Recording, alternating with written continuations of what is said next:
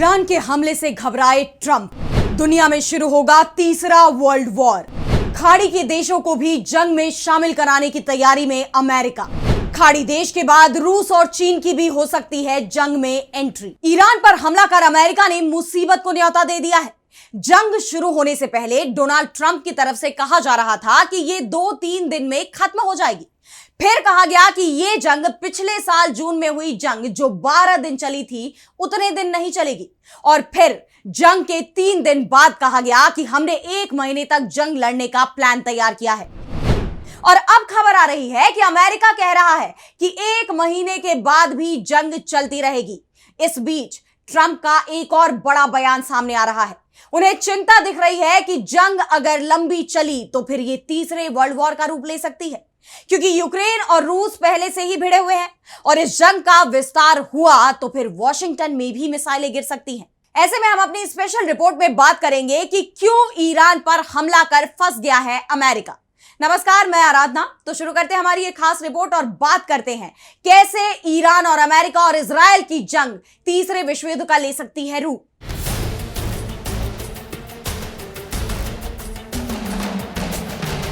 तो अमेरिका के राष्ट्रपति डोनाल्ड ट्रंप की नींद उड़ गई है। उन्हें उम्मीद नहीं थी कि ईरान की तरफ से इतना करारा पलटवार होगा।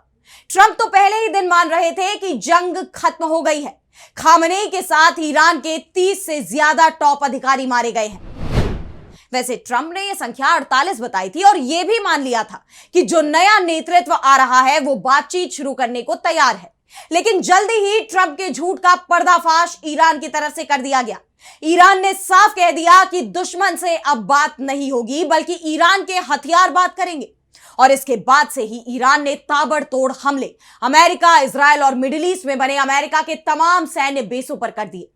अब अमेरिका की तरफ से अपने नागरिकों से कहा जा रहा है कि मिडिल ईस्ट को तुरंत छोड़ दे, क्योंकि खतरा बढ़ता जा रहा है। इस बीच अब डोनाल्ड ट्रंप की तरफ से जो कहा गया है उसके बाद जंग का नक्शा भी बदल सकता है। अमेरिकी राष्ट्रपति डोनाल्ड ट्रंप ने कहा है कि अरब देश अब ईरान के खिलाफ युद्ध में उतरना चाहते हैं। वैसे तो ट्रंप के इस दावे पर सवाल उठ रहे हैं, क्योंकि अरब देश अभी तक ईरान के साथ खड़े दिखाई दे रहे थे। वो अमेरिकी हमले का विरोध कर रहे थे, लेकिन ट्रंप अब यह दावा कर रहे हैं कि अरब देश ईरान पर हमले की तैयारी में है। तो पहले हम आपको ट्रंप का पूरा बयान बताते हैं कि आखिर उन्होंने कहा क्या है। वैसे उनके दावे पर सवाल तो उठ ही रहे हैं, लेकिन इससे पहले हम उनके बयान के बारे में जान लेते हैं। तो ट्रंप ने CNN से बात करते हुए कहा कि ईरान ने अरब के कई देशों पर हमले किए हैं, इसीलिए इन देशों ने अपना रुख बदल लिया है। पहले हम इन देशों के रुख से हैरान थे, लेकिन अब वे लड़ना चाहते हैं। वे पहले इसमें शामिल होने के लिए इच्छुक नहीं थे, पर अब वो शामिल होने पर जोर दे रहे हैं। और सबसे बड़ी बात तो यह है कि ट्रंप जहां दावा कर रहे हैं कि अरब देश जंग में शामिल होना चाहते हैं, वहीं अरब देशों के विदेश मंत्रियों की जो बैठक हुई उसमें सऊदी अरब और यूएई की तरफ से कहा गया कि ईरान ने भले ही हमारे देश में बने अमेरिकी एयरबेस पर हमला किया है, यह हमारी संप्रभुता का उल्लंघन है, इसके बावजूद हमारी तरफ से ईरान को कोई जवाब नहीं दिया जाएगा, सिर्फ ईरान के हमले को रोका जाएगा। यानी अरब देश ईरान के खिलाफ जंग लड़ने को तैयार नहीं है, लेकिन ट्रंप तो इसके उल्टा ही दावा कर रहे हैं। वैसे ईरान के पलटवार के चलते डोनाल्ड ट्रंप ही बौखलाए हुए नहीं दिख रहे, बल्कि अमेरिका के विदेश मंत्री मार्को रूबियो ने भी यह बात खुद मंजूर कर ली है कि ईरान की हमला करने की क्षमता को कम आंकना भारी भूल साबित होगी। उन्होंने कहा कि अमेरिका हर महीने सिर्फ 6 से 7 इंटरसेप्टर ही बना सकता है, जबकि ईरान 100 से ज्यादा मिसाइलें और हजारों ड्रोन बना सकता है। ईरान की बढ़ती ताकत के बाद उस पर अमेरिका और इजराइल की मिलिट्री स्ट्राइक होनी ही थी, चाहे कुछ भी हो जाए। अगर ऐसा नहीं होता तो वो लगभग 1 या 1.5 साल में इम्यूनिटी की लाइन पार कर जाता, जिसका मतलब है कि उसके पास इतनी मिसाइलें, इतने ड्रोन होते कि कोई भी इसके बारे में कुछ नहीं कर पाता। हम ईरान के इरादों के बारे में जानते थे और समझते थे कि इसका हमारे लिए क्या मतलब होगा, और हमें इसके नतीजे में कार्रवाई करने के लिए तैयार रहना था। यानी रूबियो ने ही यह मान लिया है कि ईरान के पास भारी संख्या में मिसाइल और ड्रोन है। ऐसे में यह जंग बहुत मुश्किल होने वाली है, यह तय है। और इसीलिए ट्रंप खाड़ी देशों पर दबाव बना रहे हैं कि वो भी ईरान पर हमला बोले। वैसे ट्रंप कोशिश तो नाटो को भी इसमें शामिल करने की कर रहे हैं, लेकिन नाटो इस जंग से दूरी बनाए हुए है।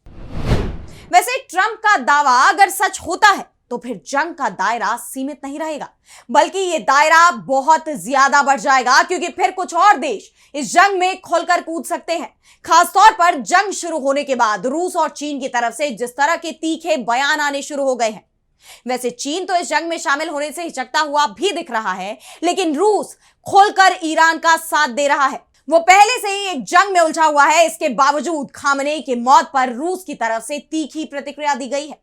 इस बीच फाइनेंशियल टाइम्स की तरफ से यह दावा किया गया है कि ईरान ने रूस के साथ हजारों उन्नत कंधे से दागी जाने वाली मिसाइलें हासिल करने के लिए एक गुप्त समझौता किया है और जंग के बीच इन मिसाइलों की सप्लाई भी शुरू हो गई है। इसे लेकर कार्नेगी पॉलिटिका की एक रिपोर्ट में स्पष्ट कहा गया कि ईरान को रूसी हथियारों की आपूर्ति न केवल जारी रहेगी, बल्कि मौका मिलने पर इसमें बहुत ज्यादा बढ़ोतरी भी हो सकती है। यानी जंग में ईरान को हथियारों की कोई कमी नहीं रहेगी, यह तय हो गया है। रूस की तरफ से उसे हथियार लगातार सप्लाई किए जाते रहेंगे। जंग से पहले ईरान की तरफ से यह बयान भी सामने आया था कि रूस से उसे पूरी मदद मिल रही है, लेकिन चीन से उसे वो मदद नहीं मिल रही जिसका वादा चीनी राष्ट्रपति शी जिनपिंग ने किया था। चीनी राष्ट्रपति ने अपना समर्थन केवल अमेरिका की निंदा करने तक ही सीमित रखा है।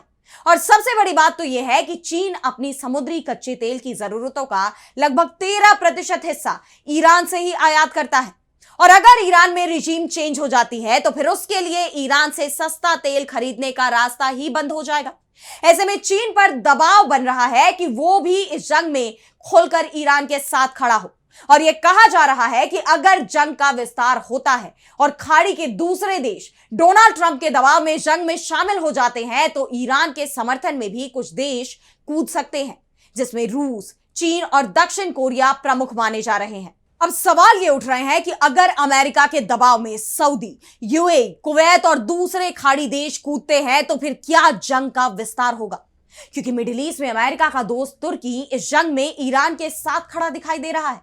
और सबसे बड़ी बात तो यह है कि तुर्की को अमेरिकी हथियारों की कमजोरी और उनकी मजबूती दोनों के ही बारे में पता है।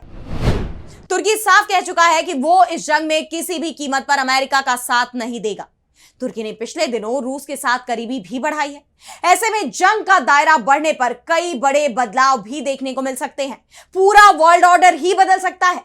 अमेरिका के करीबी देश ईरान का साथ दे सकते हैं, भले ही इसमें कुछ देश खुलकर जंग ना लड़े, लेकिन वो अमेरिका की मुश्किलें जरूर बढ़ा सकते हैं। ऐसे में मिडिल ईस्ट की ये जंग अगर जल्दी नहीं रुकी तो विश्व युद्ध का रूप ले सकती है, जो पूरी दुनिया के लिए एक खतरनाक संकेत होगा।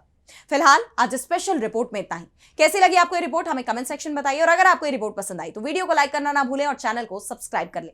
इसी के साथ अब मुझे दीजिए इजाजत, और देश दुनिया की तमाम बड़ी खबरों के लिए आप देखते रहिए डीबी लाइव। नमस्कार।